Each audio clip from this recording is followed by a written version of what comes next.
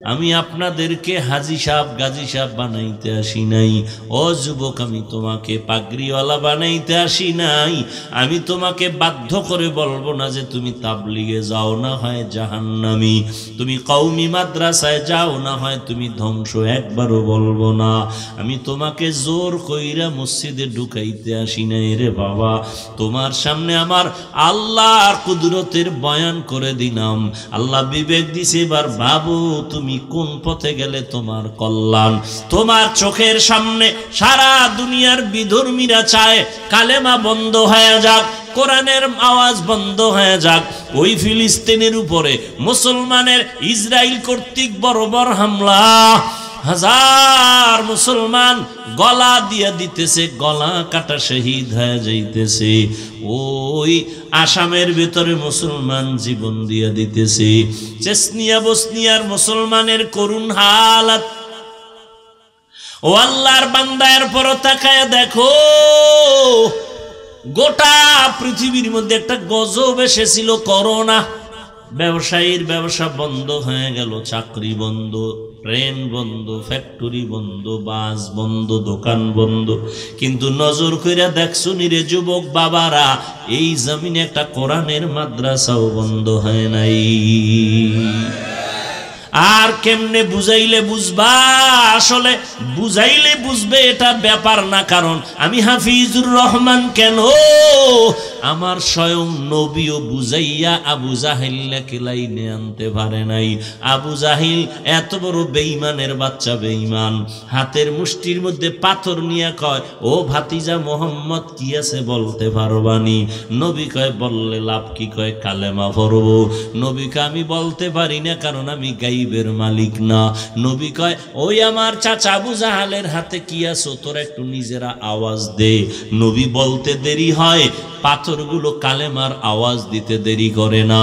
ওই বেঈমান নিকৃষ্ট নিকৃষ্ট দাজ্জাল পাথরগুলো মাটির মধ্যে ফালায় কয়, মোহাম্মদ তুমি বড় জাদুকর, আমি বুঝাইলেই তুমি টুপিওয়ালা হবা না। নবীজির বুঝানের মধ্যে কোনো ভেজাল নাই, নবীর চরিত্রে কোনো ভেজাল নাই, নবীর জবানের মধ্যে কোনো নাপাক নাই। সেই নবীর 13 বছরের বয়ানে আবু জাহাল বুঝে না, কালেমা পড়ে না। আর আমার বয়ানেই যে তুমি কালেমাওয়ালা হবা, তওবা করবা, নামাজ পড়বা, চিন্তাও করা যায় না। তবে বলার দায়িত্ব আমার, মানবা কিনা সেই দায়িত্ব তোমার। ও আল্লাহর বান্দারা, তুমি ডানে বামে দৌড়াও, টাকা কামাই করো, ডানে বামে। কই আমরা হালাল ভাবে চলি, আল্লাহর ভয় নিয়ে চলি। কই একজন হুজুরও তো করোনায় না খাইয়া মরে নাই, মরছে? একজন হুজুরের সম্মান কমছে? তোমার চোখের সামনে হুজুর বাদ দাও, হুজুর বাদ দাও, তোমার লাইনে যাও। তুমি স্কুলে পড়ো, কলেজে পড়ো, চাকরি করো, ব্যবসা করো, তোমার লাইনে দেখো। জীবনে কোনোদিন মাদ্রাসায় পড়ে নাই, কিন্তু তোমার লাইনে থাইকা স্কুলে পড়ে, কলেজে পড়ে, চাকরি করে, ব্যবসা করে, RAB, army, police, BDR, professor, doctor, engineer, MP, মন্ত্রী, চেয়ারম্যান, মেম্বার, 5 বেলার নামাজ পড়ে, সম্মানের সাথে আছে। মিথ্যা না সত্য? তুমি কেন পারো না রে বাবা? তোমার মতো যুবক রাস্তায় গাড়ি চালায়, সময় মতো নামাজ পড়ে, তুমি কেন পারো না? তোমার মতো যুবক কৃষি কাজ করে, ময়দানে গামছা বিছাইয়া নামাজ পড়ে, ঠিক নি? বলো তুমি কেন পারো না? তোমার মতো সন্তান কলেজে পড়ে, 5 বেলার নামাজ পড়ে, সত্য। বলো তুমি কেন পারো না? তোমার মতো যুবক চাকরি করে, ব্যবসা করে, শ্রমিকের কাজ করে, 5 ওয়াক্ত নামাজ পড়ে আসেনি। বলো তুমি কেন পারো না? তোমার কপাল বুঝি মন্দ, মা বাবার বরদোয়া লাগছে কপালে, গুনার কারণে আমার আল্লাহ বেজার হয়ে গেছে। আমি তো তোমাকে বলি নাই ডাক্তার হইও না, ইঞ্জিনিয়ার হওয়া যাবে না, আলেম হওয়া লাগবে তো বলি নাই। বরং তুমি ডাক্তার হও, একজন ইঞ্জিনিয়ার হও, তুমি একজন প্রফেসর হও, তুমি চাকরি করো, ব্যবসা করো, রসুলের আদর্শের মালা গলায় লাগাও, পাঁচ বেলার নামাজ পড়ো, মা বাবার দোয়া নিয়ে চলো, ওলামায়ে কেরামের পরামর্শ নিয়ে চলো, মানুষের সাথে ভালো আচরণ করো। তোমার ব্যবহার মানুষের দেও যেন মরিয়া গেল দোয়া করে ছেলেটার ব্যবহার এত সুন্দর। দোয়া ছাড়া গাইতে পারবা না, এর মধ্যে মুরব্বীদের দোয়া লাগবে, বড় দোয়া নিলে কোনোদিন সম্ভব না। শিক্ষকের সাথে পাওয়ার দেখাও না, কিসের পাওয়ার? মা বাবার সাথে মেজাজ দেখাও, আর মানুষ পাইলি না, মা বাবার সাথে মেজাজ দেখাইলি। বেয়াদবি সব জায়গায় চলে না, মেজাজ দেখানো সব জায়গায় যায় না। মা বাবার সাথে মেজাজ চলে না, শিক্ষকের সাথে পাওয়ার চলে না। পাওয়ার দেখাবি, মরার আগে বিছানায় পঙ্গু হয়ে থাকবি। আর আল্লাহর কাছে মাপ চাইলেও তোর ক্ষমা নাই, বাইতুল্লাহ ধইরা লাব্বাইক বইলা কানলেও তোর ক্ষমা নাই। কারণ শিক্ষক যদি ক্ষমা না দেয় আল্লাহও দিবেন না, মা বাবা ক্ষমা না দিলে আল্লাহও দিবেন না, কারণ এটা বান্দার হক। সাহাবায়ে কেরাম জান্নাতের ওপেন টিকিট পেয়েছেন। আবু বকর, ওমর, ওসমান, আলী সহ 10 জন সাহাবা জান্নাতের ওপেন টিকিট পাওয়ার পরও তারা মৃত্যু পর্যন্ত কান্না করেছেন, কবরে আমার কি উপায় হবে। ওমরে ফারুক রাদিয়াল্লাহু তাআলা আনহু কান্না করেন, যেই ওমর রাস্তা দিয়া চললে মানুষ কেন পৃথিবীর সব থেকে বড় চালবাজ, বুদ্ধিমান, আকামের হেডমাস্টার আদম নবীরে ধোকায় ফেলাইছেন, বিভিন্ন আল্লাহওয়ালারে ধোকায় ফেলাইছে ওই ইবলিস। ওমরের দেখলে রাস্তা পাল্টায় দৌড়ায়, বড় ভয়। চিন্তা করেন তো, ওমর বেটাটা কেমন, এ কি স্বর্ণের বানানের? 27 বছর বয়সে ঈসা ওমর নবীর হাতে হাত রাখলেন। কয় বছর? এরে 27 বছরের যুবক, তোমারও 27 বছর হয়ে গেল, তুমি মসজিদ চিনো না, মা বাবার সাথে ভালো ব্যবহার করো না। আর ওমর 27 বছরে নবীর হাতে হাত রাখলেন। রহমতের নবী মোহাব্বতের নজর দিয়ে তাকালেন, ওমর এত পাওয়ার আলা হয়ে গেল। ওমর যেই পথ দিয়া চলে ওই পথে শয়তান চলে না, ভয় পায়। যেই শয়তান আল্লাহর সামনে চ্যালেঞ্জ দিয়ে দিছে, এই শয়তান ওমরের ভয় পায়। এবার একটু বুঝো বাবা, সেই ওমর জান্নাতের টিকেট হাতে পেয়েছেন, দ্বিতীয় খলিফা জান্নাতি, দ্বিতীয় ব্যক্তি আবু বকরের পর।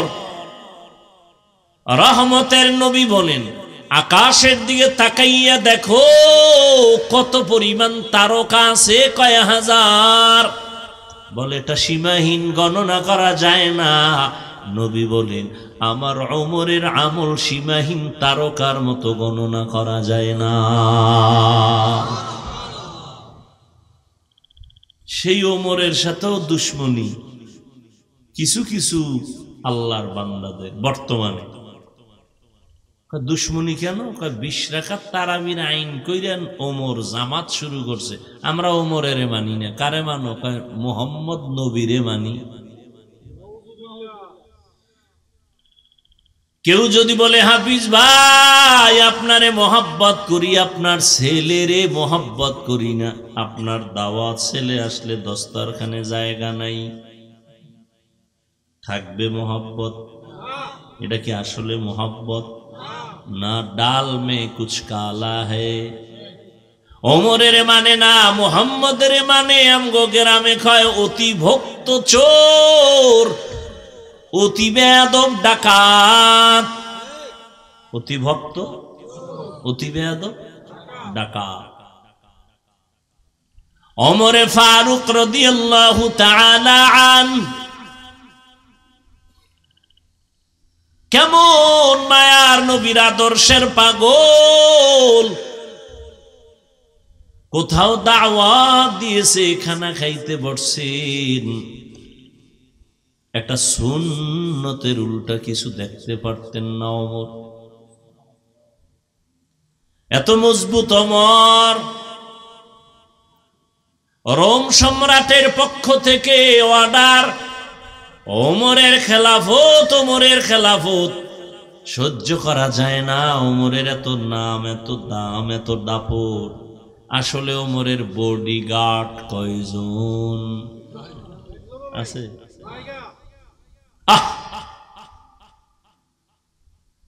ওমর একজনও বডিগার্ড নাই, খেতালে তো পাওয়ার কেন? এর মাইরা ফালাও। যার কোনো বডিগার্ড নাই তাকে মারতে এত বাধা কেন? কোথায় মারবো? একজনের দায়িত্ব দিল, তুমি পাইলেই মারবা, তোমার বড় পুরস্কার আছে। ওমর একা কোথায় থাকে খবর পাইলেন একটা চেটিয়াল ময়দানে। ওমর একা, কেউ নাই, ঘুমায়, হাতের বালিশ বানাইয়া ঘুমায়। রহমতের নবীর আদর্শের ওমর হাতের বালিশ বানায় ঘুমায়, পুরা রাষ্ট্রের অধিনায়ক। দুশ্মন খবর পাইয়া তরবারিটা নিয়ে খুশি মনে দৌড়ায়, এই সুযোগ হাতছাড়া করা যায় না।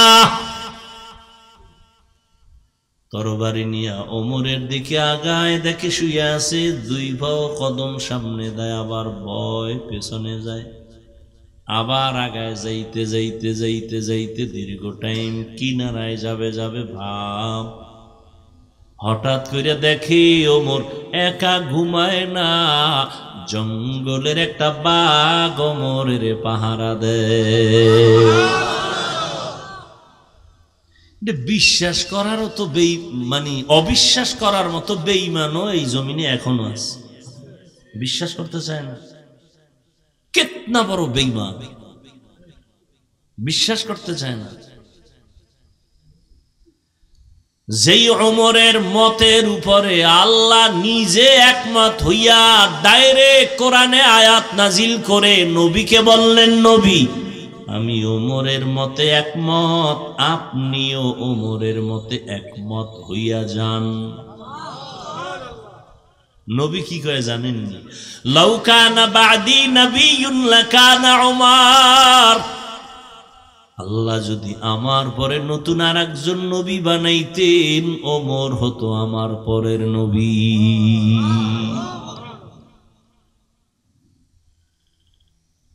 সেই ওমর একা একা চলে, কোনো বডিগার্ড নাই, সিকিউরিটি গার্ড নাই। দুশ্মন গিয়া দেখে ওমর একা ঘুমায় না, পাহারাদার আছেন। কে? দেখে উঠাছে, তরবারিটা হাত থেকে ভইরা গেছে, বাঘ দেখা ভয়ে ওমর চেতন হয়ে গেলেন। নজর করে দেখে অচেনা একজন মানুষ তরবারি নিচে পড়ছে। কয় ভয় পাইও না, কে তুমি, কোথার থেকে আসছো? কয় হালাত, আমি আসছি আপনাকে জবাই করার জন্য, হত্যা করার জন্য। কিন্তু সেই অবস্থা দেখলাম। বলে আমি একা চলি না, আমাদের আপন একজন আল্লাহ। রহমতের নবীর আদর্শের কারণে ওমরের দাম, জান্নাতের ওপেন টিকিট চলে আসলো। কিন্তু সেই ওমর রমজানের ঈদের দিন সবাই আনন্দ করে, ওমর দরজায় তালা লাগায় কান্না করে।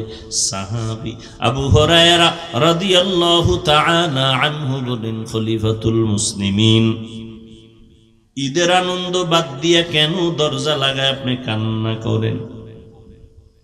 ওমর বলে, রমজান চলে গেল, তারাবি পড়লাম, কবুল হলো কিনা চিন্তা, জাহান্নামের আগুন থেকে নাজাত পেলাম কিনা চিন্তা। যেই ওমরের আমলের ব্যাপারে নবী বলেন, আকাশের তারকা যেমন কোনো সংখ্যা নাই, ওমরের আমলের সংখ্যা নাই। সেই ওমর ঈদের দিন কান্না করেন, আনন্দ করে না, জাহান্নামের আযাবের ভয়। পাল্টা প্রশ্ন করলেন আবু হুরায়রা, ও খলিফাতুল মুসলিমিন, আপনি তো জান্নাতি সাহাবীদের মধ্যে দ্বিতীয় কাতারে আছেন আবু বকরের পরে। ওমর কয়, রে ভাই আবু হুরায়রা, যে আল্লাহ জান্নাতের টিকিট দিছেন, আমার কোনো আমলে যদি আল্লাহ আবার বেজার হয়ে যায় টিকিট ক্যান্সেল করে দিবে।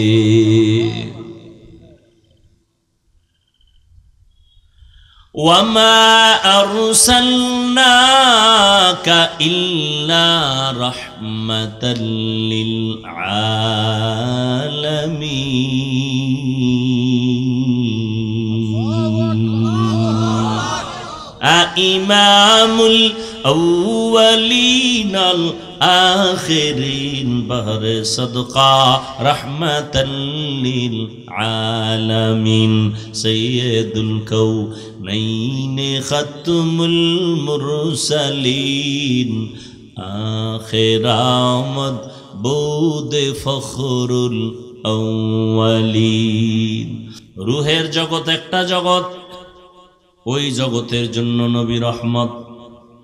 মায়ের গর্ভের জগৎ আলাদা জগৎ, এই জগতের জন্য নবী রহমত। দুনিয়ার জগৎ আলাদা জগৎ, এই জগতের জন্য নবী রহমত। কবরের জগৎ আলাদা জগৎ, এই জগতের জন্য নবী রহমত। হাসরের ময়দানের জগৎ আলাদা জগৎ, ওই জগতের জন্য নবী রহমত। জান্নাত ও জাহান্নামের জগৎ ভিন্ন জগৎ, ওই জগতের জন্য নবী রহমত। আল্লাহ বলেন, হে নবী, আমি আপনাকে দুনিয়ায় পাঠাই নাই, হ্যাঁ আমি জগৎ সমূহের রহমত করে পাঠিয়েছি। নবীর জিন্দেগীর সবটাই রহমতে ভরা। নবীর জীবনে কোনো মিথ্যা কথা নাই, কোনো গালি নাই, গালির জবাব নাই। চোখ গরম করে নবী কারো দিকে তাকান নাই। 13টা বছরের মধ্যে মক্কার পরিবেশকে সুন্দর পরিবেশে রূপান্তরিত করেছেন। যারাই নবীর আদর্শ গ্রহণ করেছেন, আল্লাহ তাদেরকে দুনিয়ায় চমকায় দিয়েছেন, হাসরের ময়দানে আল্লাহ তাদের আরো চমকায় দিবেন। রহমতের নবী,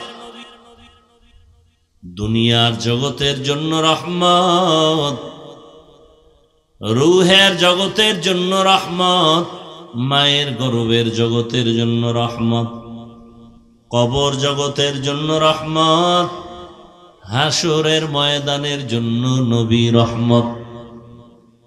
দুনিয়ার জগতের জন্য নবী রহমত, তাও আবার আলাদা আলাদা ভাগ। নবী শুধু মুসলমানের জন্য রহমত না, বিধর্মীদের জন্য নবী রহমত। নবী শুধু পুরুষের জন্য রহমত না, নারীদের জন্য নবী আলাদা রহমত। নবী যেমন মানুষের জন্য রহমত, জিনের জন্য রহমত,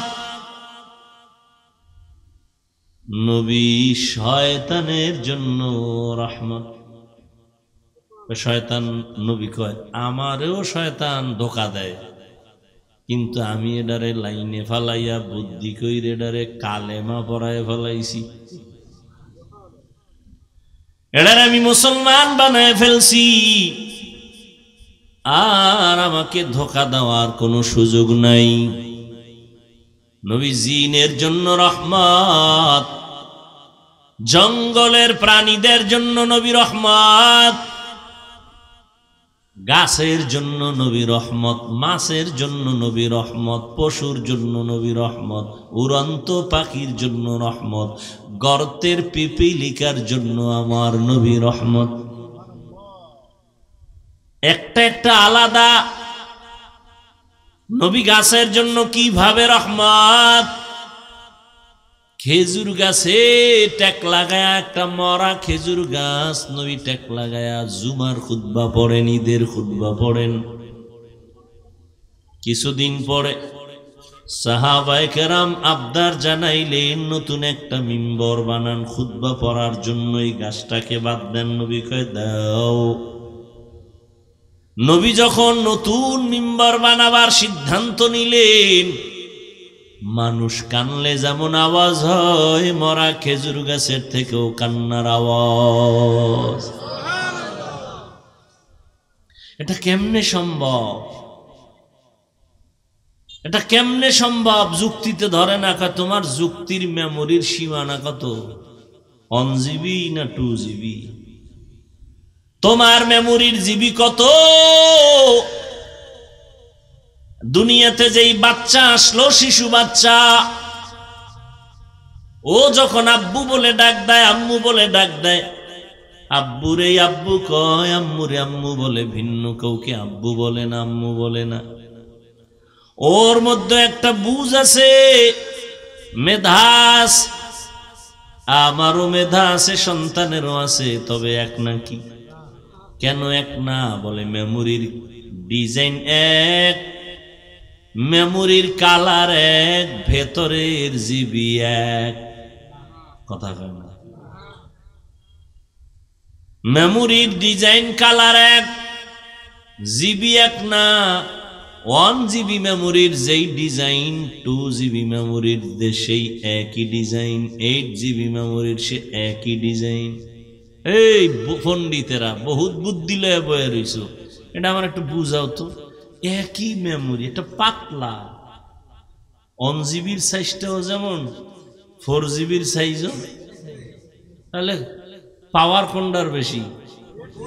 কথা হয় না। কারণ কি? সাইজ তো এক, এটার পাওয়ার এমনি আলাদা হইল কেমনে? বাস এটা নিয়ে গবেষণা কর। মাথার সাইজ সমান, কিন্তু ভেতরের জিবি সমান না। এই কারণে তুমি টুপি পরতে লজ্জা পাও, আমি টুপি না পরলে লজ্জা পাই। কেন? তোমার জিবি আর আমার জিবি এক না। তুমি দাড়ি কাটতে খুশি, আমি দাড়ি কাটলে বড় লজ্জা পাই, তুমি রাখতে লজ্জা পাও। আমি মসজিদে ঢুকতে খুশি হয়ে যাই, না ঢুকলে লজ্জা লাগে, তোমার মসজিদে ঢুকতে লজ্জা লাগে। অথচ তুমিও মুসলমান, আমিও মুসলমান, তোমার আল্লাহ আমার আল্লাহ এক, নবী এক, কোরআন এক, হাদিস এক, কাবা এক, ধর্ম এক, কালেমা এক। নাকি আলাদা? মরণকালে কাফন হবে এক, তোমারও 3 কাফন হবে, আমারও 3টা কাফন হবে, কালার হবে আলাদা। কি পণ্ডিত ভাইরা খুব বুদ্ধি লয়ে ঘুরেন, আমগো হুজুর গো বলেন আমরা বোকা। আমরা আসলেই বোকা। না হয় আপনি যেই পরিমাণ আমাদের গালি দেন, যেই পরিমাণ আমাদের উপরে জুলুম করেন, নিজে ডান হাতে বাম হাতে লাখ লাখ টাকা কামাই করেন, ইমামের এ মাসে বেতন দেন 5,000, 6 মাস বাকি, এরপরও আমরা গালি দেই না, বরদোয়া করি না, হাসি মুখে সালাম দেই। আমরা বোকা না হইলে আপনাদের কথার সামনে হাসি মুখ দিতাম না। কারণ আমি আপনার থেকে পাওয়ার আলা, আমার ইমানের পাওয়ার আছে, আমলের পাওয়ার আছে, পিওর খানার পাওয়ার আছে। আপনার খানার ভেজাল আছে, আমার খানায় কোনো ভেজাল নাই, পিওর।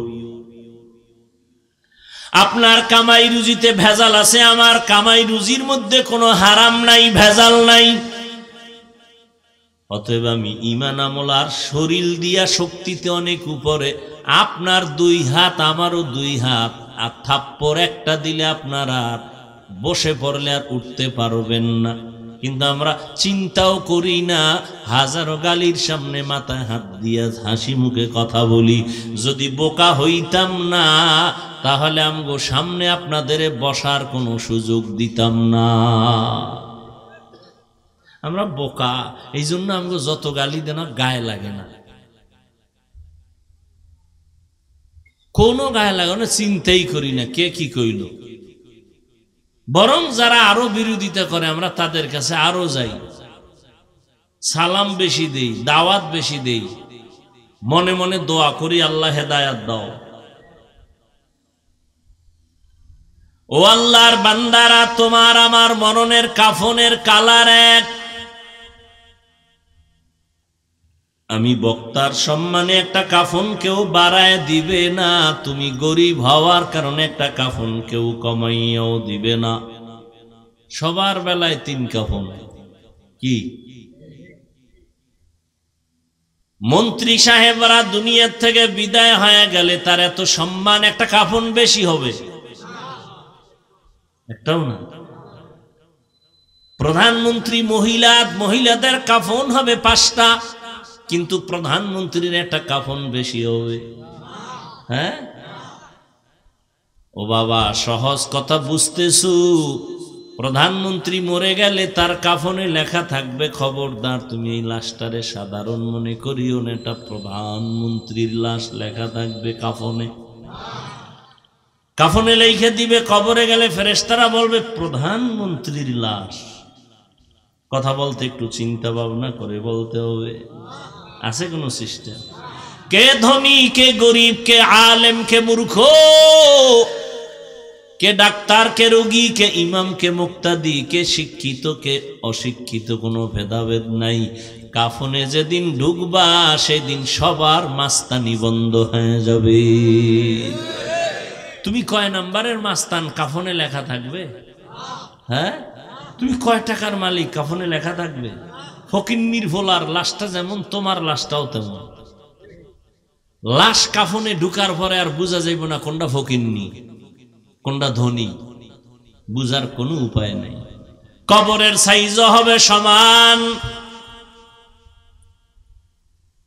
কবরে প্রশ্ন হবে 3টা, তাও সবার বেলায় সমান। হুজুরের প্রশ্ন আলাদা না, দুনিয়ার সিস্টেম একরকম। ক্লাস 1-এ যারা পড়ে ওদের প্রশ্নপত্র একরকম, যারা 2 পড়ে তাদের প্রশ্নপত্র আলাদা, যারা 4-এ পড়ে তাদের প্রশ্ন আলাদা, যারা 6-এ পড়ে প্রশ্ন আলাদা। ঠিক নি?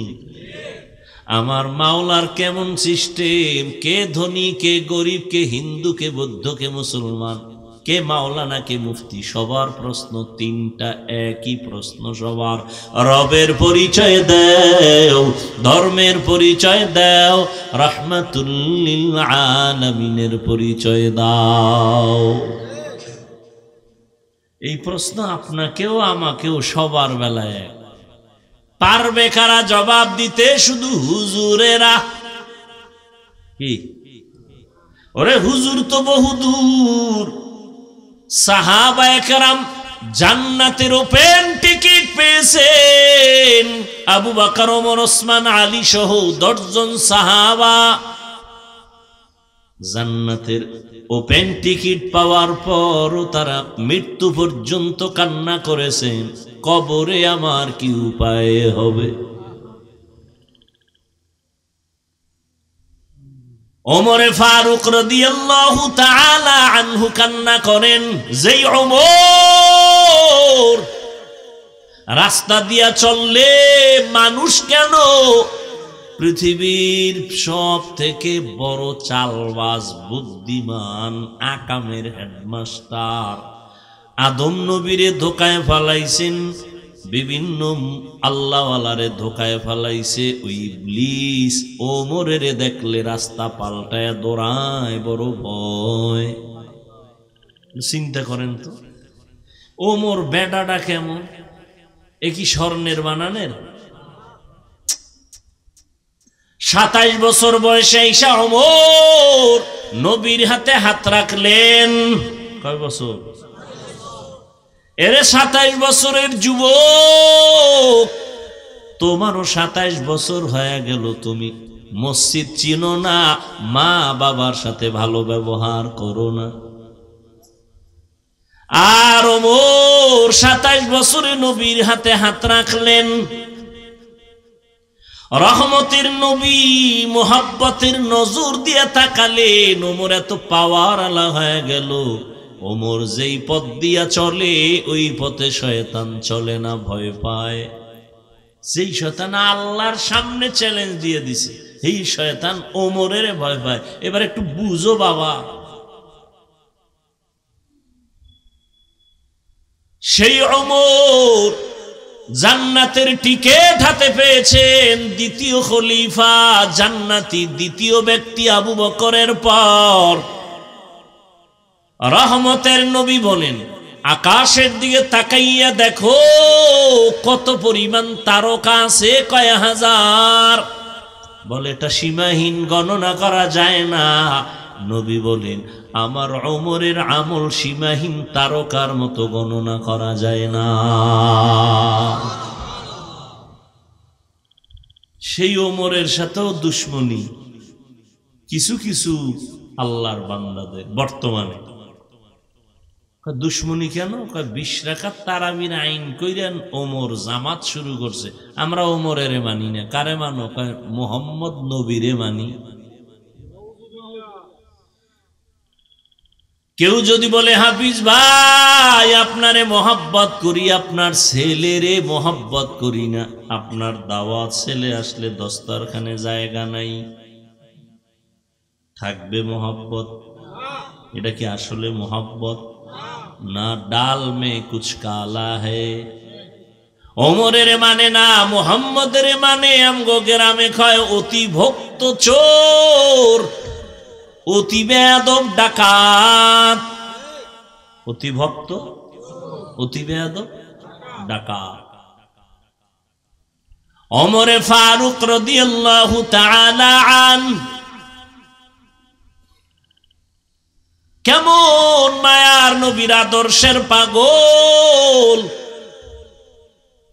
কোথাও দাওয়াত দিয়েছে, খানা খাইতে বসছেন, একটা সুন্নতের উল্টা কিছু দেখতে পারতেন না ওমর। এত মজবুত ওমর। রোম সম্রাটের পক্ষ থেকে অর্ডার, ওমরের খেলাফত, ওমরের খেলাফত সহ্য করা যায় না। ওমরের এত নাম, এত দাম, এত দাপট। আসলে ওমরের বডিগার্ড কয়জন আছে?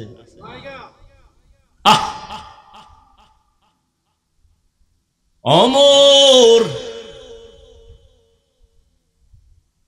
একজনও বডিগার্ড নাই, তাহলে তো পাওয়ার কেন? এর মাইরা ফালাও।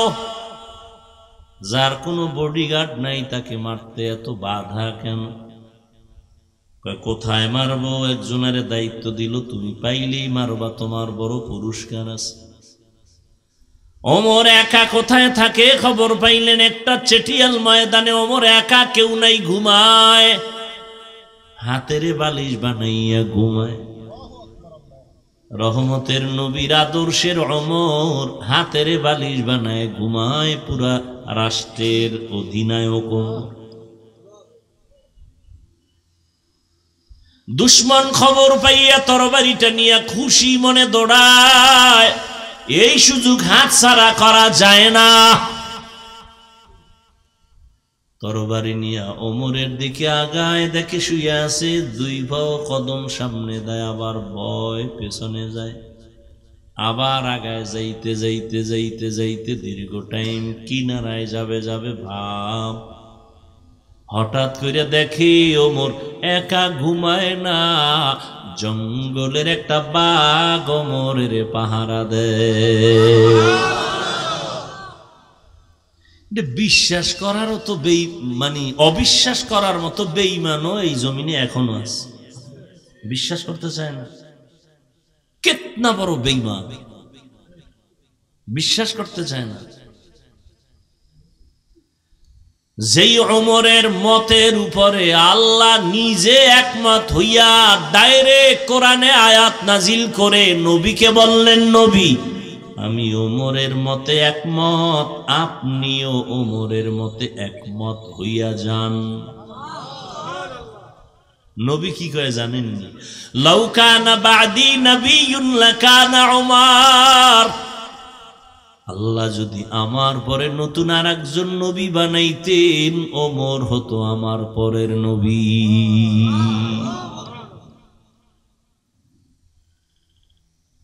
সেই ওমর একা একা চলে, কোনো বডিগার্ড নাই, সিকিউরিটি গার্ড নাই।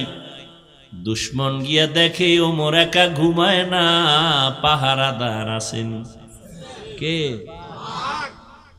দেখে উঠাছে, তরবারিটা হাত থেকে ভইরা গেছে, বাঘ দেখা ভয়ে ওমর চেতন হয়ে গেলেন, নজর করে দেখে অচেনা একজন মানুষ তরবারি নিচে পড়ছে। কয় ভয় পাইও না, কে তুমি, কোথার থেকে আসছো? কয় হালাত, আমি আসছি আপনাকে জবাই করার জন্য, হত্যা করার জন্য। কিন্তু এই সেই অবস্থা দেখলাম।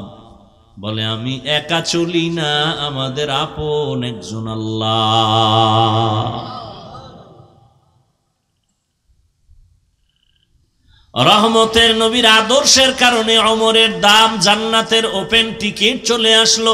কিন্তু সেই ওমর রমজানের ঈদের দিন সবাই আনন্দ করে, ওমর দরজায় তালা লাগায় কান্না করে।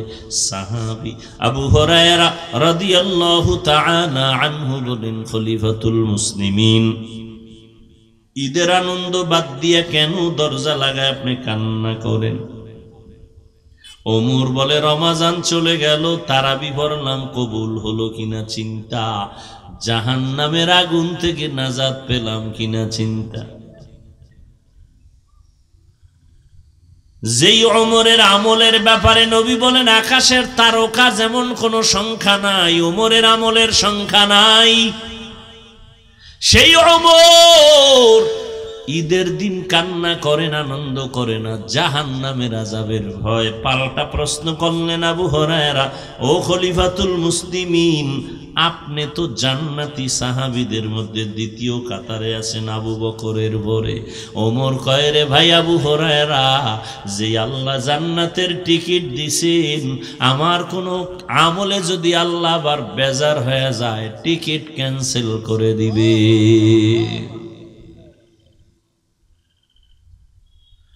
وما أرسلناك إلا رحمة للعالمين إمام الأولين الآخرين بهر صدقا رحمة للعالمين سيد الكونين ختم المرسلين آخر آمد بود فخر الأولين ও এলাকার যুবক, ও পর্দার আড়ালের আম্মা জানেরা, বৃদ্ধ বাবাজিরা, আমি আপনাদেরকে হাজী সাহেব, গাজী সাহেব বানাইতে আসি নাই।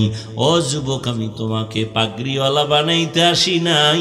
আমি তোমাকে বাধ্য করে বলবো না যে তুমি তাবলিগে যাও, না হয় জাহান্নামী। তুমি কওমি মাদ্রাসায় যাও, না হয় তুমি ধ্বংস, একবারও বলবো না। আমি তোমাকে জোর কইরা মসজিদে ঢুকাইতে আসি নাই রে বাবা। তোমার সামনে আমার আল্লাহর কুদরতের বয়ান করে দিলাম। আল্লাহ বিবেক দিছে, এবার ভাবো তুমি কোন পথে গেলে তোমার কল্যাণ। তোমার চোখের সামনে সারা দুনিয়ার বিধর্মীরা চায় কালেমা বন্ধ হয়ে যাক, কোরআনের আওয়াজ বন্ধ হয়ে যাক। ওই ফিলিস্তিনের উপরে মুসলমানের ইসরায়েল কর্তৃক বর্বর হামলা, হাজার মুসলমান গলা দিয়ে দিতেছে, গলা কাটা শহীদ হয়ে যাইতেছে। ওই আসামের ভিতরে মুসলমান জীবন দিয়ে দিতেছে। চেচনিয়া বসনিয়ার মুসলমানের করুণ হালাত। ও আল্লাহর বান্দা, এরপর তাকায় দেখো, গোটা পৃথিবীর মধ্যে একটা গজব এসেছিল, করোনা। ব্যবসায়ীর ব্যবসা বন্ধ হয়ে গেল, চাকরি বন্ধ, ট্রেন বন্ধ, ফ্যাক্টরি বন্ধ, বাস বন্ধ, দোকান বন্ধ। কিন্তু নজর কইরা দেখছো নিরে যুবক বাবারা, এই জমিনে একটা কোরআনের মাদ্রাসাও বন্ধ হয় নাই। আর কেমনে বুঝাইলে বুঝবা? আসলে বুঝাইলে বুঝবে এটা ব্যাপার না, কারণ আমি হাফিজুর রহমান কেন, আমার স্বয়ং নবীও বুঝাইয়া আবু জাহিলকে লাইনে আনতে পারে নাই। আবু জাহিল এত বড় বেঈমানের বাচ্চা, বেঈমান, হাতের মুষ্টির মধ্যে পাথর নিয়ে কয়, ও ভাতিজা মোহাম্মদ কি আছে বলতে পারবানি? নবী কয়, বললে লাভ কি? কয়, কালেমা পড়ব। নবী কয়, আমি বলতে পারি না, কারণ আমি গাইবের মালিক না। নবী কয়, ওই আমার চাচা আবু জাহালের হাতে কি আছো, তোরা একটু নিজেরা আওয়াজ দে। নবী বলতে দেরি হয়, পাথরগুলো কালেমার আওয়াজ দিতে দেরি করে না। ওই বেঈমান নিকৃষ্ট দাজ্জাল পাথরগুলো মাটির মধ্যে ফালায়, কয়, মোহাম্মদ তুমি বড় জাদুকর, আমি বুঝাইলেই তুমি টুপিওয়ালা হবা না। নবীজির বুঝানের মধ্যে কোনো ভেজাল নাই, নবীর চরিত্রে কোনো ভেজাল নাই, নবীর জবানের মধ্যে কোনো নাপাক নাই। সেই নবীর 13 বছরের বয়ানে আবু জাহাল বুঝে না, কালেমা পড়ে না। আর আমার বয়ানেই যে তুমি কালেমাওয়ালা হবা, তওবা করবা, নামাজ পড়বা, চিন্তাও করা যায় না। তবে বলার দায়িত্ব আমার, মানবা কিনা সেই দায়িত্ব তোমার। ও আল্লাহর বান্দারা, তুমি ডানে বামে দৌড়াও, টাকা কামাই করো, ডানে বামে কই আমরা হালাল ভাবে চলি, আল্লাহর ভয় নিয়ে চলি। কই একজন হুজুরও তো করোনায় না খাইয়া মরে নাই, মরছে? একজন হুজুরের সম্মান কমছে? তোমার চোখের সামনে হুজুর বাদ দাও, হুজুর বাদ দাও, তোমার লাইনে যাও। তুমি স্কুলে পড়ো, কলেজে পড়ো, চাকরি করো, ব্যবসা করো, তোমার লাইনে দেখো। জীবনে কোনোদিন মাদ্রাসায় পড়ে নাই, কিন্তু তোমার লাইনে থাইকা স্কুলে পড়ে, কলেজে পড়ে, চাকরি করে, ব্যবসা করে, RAB, army, police, BDR, professor, doctor, engineer, MP, মন্ত্রী, চেয়ারম্যান, মেম্বার, 5 বেলার নামাজ পড়ে, সম্মানের সাথে আছে। মিথ্যা না সত্য? তুমি কেন পারো না রে বাবা? তোমার মতো যুবক রাস্তায় গাড়ি চালায়, সময় মতো নামাজ পড়ে, তুমি কেন পারো না? তোমার মতো যুবক কৃষি কাজ করে, ময়দানে গামছা বিছাইয়া নামাজ পড়ে, ঠিক নি? বলো তুমি কেন পারো না? তোমার মতো সন্তান কলেজে পড়ে, 5 বেলার নামাজ পড়ে, সত্য, বলো তুমি কেন পারো না? তোমার মতো যুবক চাকরি করে, ব্যবসা করে, শ্রমিকের কাজ করে, 5 ওয়াক্ত নামাজ পড়ে আসেনি, বলো তুমি কেন পারো না? তোমার কপাল বুঝি মন্দ, মা বাবার বরদোয়া লাগছে কপালে, গুনার কারণে আমার আল্লাহ বেজার হয়ে গেছে। আমি তো তোমাকে বলি নাই ডাক্তার হইও না, ইঞ্জিনিয়ার হওয়া যাবে না, আলেম হওয়া লাগবে তো বলি নাই, বরং তুমি ডাক্তার হও, একজন ইঞ্জিনিয়ার হও, তুমি একজন প্রফেসর হও, তুমি চাকরি করো, ব্যবসা করো, রসুলের আদর্শের মালা গলায় লাগাও, 5 বেলার নামাজ পড়ো, মা বাবার দোয়া নিয়ে চলো, ওলামায়ে কেরামের পরামর্শ নিয়ে চলো, মানুষের সাথে ভালো আচরণ করো, তোমার ব্যবহার মানুষের দেও যেন মরিয়া গেল, দোয়া করে ছেলেটার ব্যবহার এত সুন্দর, দোয়া ছাড়া গাইতে পারবা না। এর মধ্যে মুরব্বীদের দোয়া লাগবে, বড় দোয়া নিলে কোনোদিন সম্ভব না। শিক্ষকের সাথে পাওয়ার দেখাও না, কিসের পাওয়ার? মা বাবার সাথে মেজাজ দেখাও, আর মানুষ পাইলি না, মা বাবার সাথে মেজাজ দেখাইলি। বেয়াদবি সব জায়গায় চলে না, মেজাজ দেখানো সব জায়গায় যায় না, মা বাবার সাথে মেজাজ চলে না, শিক্ষকের সাথে পাওয়ার চলে না। পাওয়ার দেখাবি, মরার আগে বিছানায় পঙ্গু হয়ে থাকবি। আর আল্লাহর কাছে মাপ চাইলেও তোর ক্ষমা নাই, বাইতুল্লাহ ধইরা লাব্বাইক বইলা কানলেও তোর ক্ষমা নাই, কারণ শিক্ষক যদি ক্ষমা না দেয় আল্লাহও দিবেন না, মা বাবা ক্ষমা না দিলে আল্লাহও দিবেন না, কারণ এটা বান্দার হক। এখনো সময় আছে, তওবা করো, মনেরে বুঝাও। তোমার মতো যুবক যদি স্কুল কলেজে পড়িয়া নামাজ পড়ে, মা বাবার দোয়া নিয়ে চলে, তুমি কেন পারো না? তোমার মতো যুবক যদি দিনের লাইনে আসতে পারে, জেনারেল লাইনে থাইকে তুমি কেন পারবা না? কই দিনের লাইনে চলার কারণে লেখাপড়া বন্ধ হয় নাই, ব্যবসায়ীর ব্যবসা বন্ধ হয় নাই, চাকরিজীবীর চাকরি যায় নাই। আসলে তোমার মনের দুর্বলতা, শয়তান তোমার উপরে গালেব হয়ে গেছে। রহমতের নবীর আদর্শের মালা গলায় লাগাও। ১৫০০ বছর আগে নবী চ্যালেঞ্জ দিয়ে গেছেন, যারা আমার আদর্শ ধরে রাখবা তাদের সম্মান কখনো নষ্ট হবে না। এরে নবীরা শেখ উম্মতের দল, রহমতের নবী আসছেন, যুবকদের সুসংবাদ দিয়ে গেছেন। যুবকেরা নবীর উপকার করেছে, বুড়ারা নবীর বিরোধিতা করেছে। ও যুবক, আজ তোমার দ্বারা নবীর উপকার হবে, সুন্নতের আমল হবে, তোমার দ্বারা কেন সুন্নত জবাই হয়? ও পর্দার আড়ালের আম্মা জান, এমন এক সময় নবী মক্কা নগরীতে আসছেন, নারীদেরকে ওরা পছন্দ করে না। কন্যা সন্তান হলেই বাবা গলা টিপে হত্যা করে মেরে ফেলে লজ্জায়, কন্যা পছন্দ করে না কেউ। বর্তমানেও কিন্তু কিছু কুলাঙ্গার বাচ্চা আছে জমিনে, কুলাঙ্গার, ওরা মাইয়া হইলে বড় কষ্ট পায়। এরকম কুলাঙ্গার পশু আছে না নেই? বউর সাথে রাগ করে কথাই কয় না, মাইয়া হলো কেন? অথচ 10টা ছেলে বাবার জন্য জানা করে, একটা মাইয়া বাবার জন্য জীবন দিতে রেডি। যার মাইয়া নাই বুঝানো বড় কঠিন হয়ে যাবে। 10টা ছেলে বাবার ক্ষতি করছে, কোনো মেয়ে বাবার ক্ষতি সহসায় করে না। ছেলেরা বাবায় অসুস্থ হয়ে গেলে মনে মনে চায় মরে যা, টাকা নিয়ে আমি আরাম করব।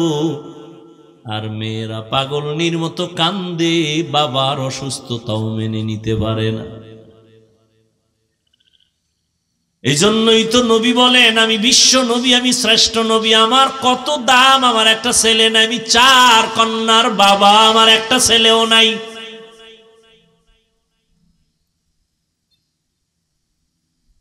মক্কার মুশরিকরা বলছিল, মুহাম্মদ মইরা গেলে ওর বংশ রক্ষা করার কেউ নাই, ছেলেও নাই। অথচ দুনিয়াতে বর্তমানে নবীর বংশ রক্ষার জন্য উম্মতের অভাব নাই, জীবন দেওয়ার জন্য প্রস্তুত। আর যারা এই অপবাদ দিছিল, ওদের নাম দুনিয়ার কেউ জানে না।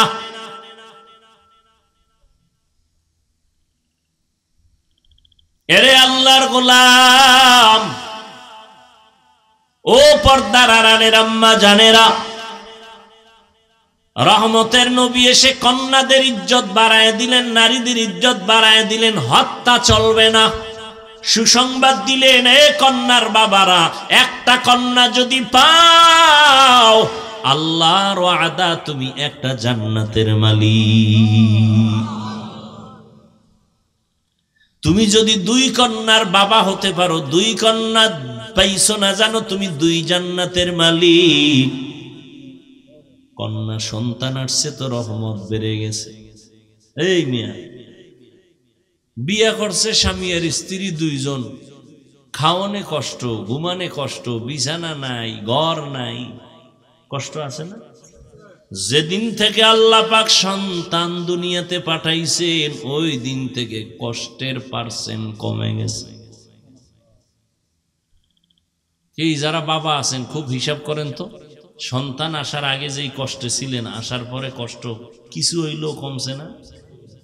সন্তান বাড়ছে, কষ্ট কমছে, যত বাড়ে তত কষ্ট কমে, কারণ এক একটা সন্তান মা বাবার জন্য এক একটা নিয়ামত। কন্যা সন্তান আসলে মা বাবার সংসার আরো ধন্য হয়, আরো দামি হয়। এটা কেমনে বুঝাবো? ওই কুলাঙ্গার গুলোকে বুঝানো যায় না।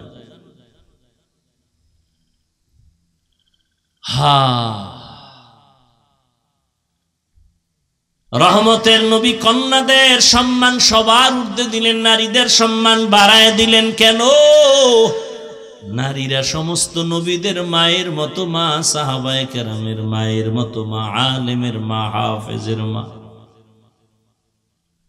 যত সন্তান দুনিয়াতে ভালো মনে করেন, এসপি সাহেব ভালো, এমপি ভালো, মন্ত্রী ভালো, ওসি ভালো, চেয়ারম্যান ভালো, সব ভালোর পেছনে মায়ের অবদান। মা ভালো, সন্তান ভালো। মায়ের আদর্শের কারণে সন্তানের আদর্শ ভালো, মায়ের চরিত্র ভালো তো সন্তানের চরিত্র ভালো। এরে আম্মা জানেরা, অনেকে তো বিয়া করিয়াও কান্না করে, কত তদবির করে, সন্তান পায় না। আল্লাহ আপনাদের যাদেরকে সন্তান দান করেছেন নিয়ামত মনে করেন, সুন্দর নাম রাখেন, আদব শিক্ষা দেন। ডাক্তার বানাবেন, ইঞ্জিনিয়ার বানাবেন, প্রফেসর বানাবেন, তবে বেয়াদব বানাবেন না। আদর্শবান ডাক্তার বানায় যান, আদর্শবান ইঞ্জিনিয়ার বানাবেন। জীবনটা ধন্য, দুনিয়াতেও আপনার সুনাম, পরকালেও সুনাম। সন্তান ডাক্তার হইয়াও কোরআন পড়ায় যাবেন, নবীর সুন্নত অনুযায়ী চলবে, মাঝে মাঝে কোরআন পড়ে দোয়া করবে। ইঞ্জিনিয়ার বানাইছেন কিন্তু কোরআনটা পড়ায় দিছেন, কোরআন পড়ে বাবার জন্য গোপনে গোপনে দোয়া করে। ডাক্তার বানাবেন, কোনো বাধা নাই রে মা, এখন থেকে সন্তানটারে আদর্শওয়ালা বানান, নবীর আদর্শওয়ালা বানায় দেন। যুবকেরা, আমার নবীর আদর্শের থেকে দামি কোনো আদর্শ আর কারো কাছে আসেনি। আমার নবীর আদর্শ সবার শ্রেষ্ঠ। কি বলো? নবীর ওই আদর্শের মধ্যে নখ কাটার নিয়ম আসেনি? নবীজির আদর্শের ভেতরে চুল কাটার নিয়ম আসেনি? তুমি বেঈমানের লাইনে গিয়া চুল কাটলা কেন? নবীরটা ভাল লাগে না? তুমি বেঈমানের তালে পড়িয়া কেন আঙ্গুলের নখ কাটলা? ওখানে কি নবীর আদর্শ তোমার কাছে ভালো লাগে নাই? আল্লাহর নবী জিজ্ঞাসা করলে কি জবাব দিবা? আল্লাহ কয়, সব মাপ যদি তওবা করে রেডি হও, আর কোনোদিন দাড়ি কাটবো না, নামাজ ছাড়বো না, বেপরদায় চলবো না, মা বাবারে কষ্ট দিব না, নবীর আদর্শের বাহিরে চলবো না। তওবা যদি করতে পারো, সব আল্লাহ মাফ করে দিবেন। তওবা করো বান্দা, ও যুবক, আল্লাহর কাছে তওবা করো, মনে মনে আল্লাহকে ডাকো। ও দয়ার মালিক, কোরআন সত্য, নবীর কথা সত্য, আর জীবনে শয়তানের ধোকায় পড়ে যত গুনাহ করেছি, নামাজ পড়ি নাই, পর্দা করি নাই, দাড়ি কাটলাম, আজকে থেকে তওবা করলাম। রিজিকের মালিক আল্লাহ, হায়াতের মালিক আল্লাহ, ইজ্জতের মালিক আল্লাহ। আর নামাজ ছাড়বো না, বেপরদায় চলবো না, মা বাবারে কষ্ট দিব না, উলামায়ে কেরামের পরামর্শ নিয়ে চলবো, বিরোধিতা করে গুনাহগার হব না। তওবা করার মতো যদি কারো অন্তর তৈরি হয়, দুটো হাত আমার আল্লাহকে দেখায় দেই। আয় আল্লাহ, হাতগুলো কবুল করে নেন, তওবা কবুল করে নেন, তওবার উপরে মজবুত হইয়া চলার মতো তৌফিক দান করেন। আমিন। আলহামদুলিল্লাহি রাব্বিল আলামিন।